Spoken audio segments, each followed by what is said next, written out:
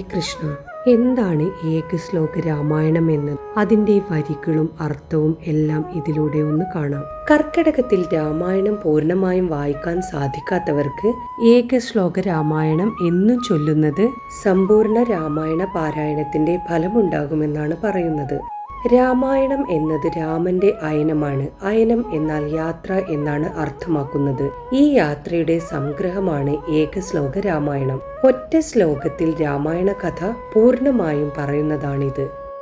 ഒരിക്കൽ ഭരതൻ ഹനുമാനോട് പറയും, രാമരാവണ യുദ്ധം കണ്ടിട്ടില്ല എന്ന്. ഹനുമാൻ ഒറ്റ ശ്ലോകത്തിൽ രാമന്റെ വനവാസം തൊട്ട് രാവണ നിഗ്രഹം വരെ വിവരിക്കുന്നതാണ് ഏകശ്ലോക രാമായണം എന്നാണ് പറയുന്നത്. രാമായണത്തിലെ പ്രധാന സംഭവങ്ങളെല്ലാം ഈ ഒറ്റ ശ്ലോകത്തിലൂടെ പറയുന്നു. ഗോസ്വാമി തുളസീദാസാണ് ഏകശ്ലോക രാമായണം രചിച്ചതെന്നും പറയപ്പെടുന്നു.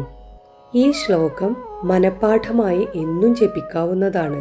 രാമായണം പാരായണം ചെയ്താലുള്ള ഫലസിദ്ധി തന്നെയാണ് ഏകശ്ലോക രാമായണം നിത്യവും ചൊല്ലിയാലും ഉണ്ടാവുമെന്നാണ് പറയുന്നത്.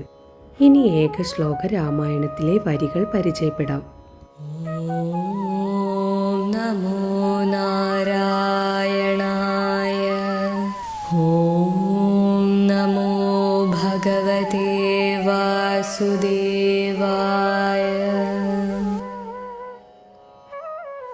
പൂർവം രാമതപോവനാദി ഗമനം ഹത്വാ മൃഗ കാഞ്ജനം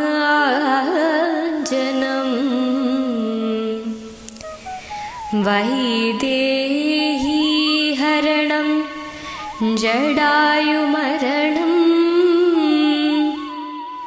സുഗ്രീവ സംഭാഷണം ബാലീ നിഗ്രഹണം സമുദ്രതരണം ലങ്കാപുരീദാഹനം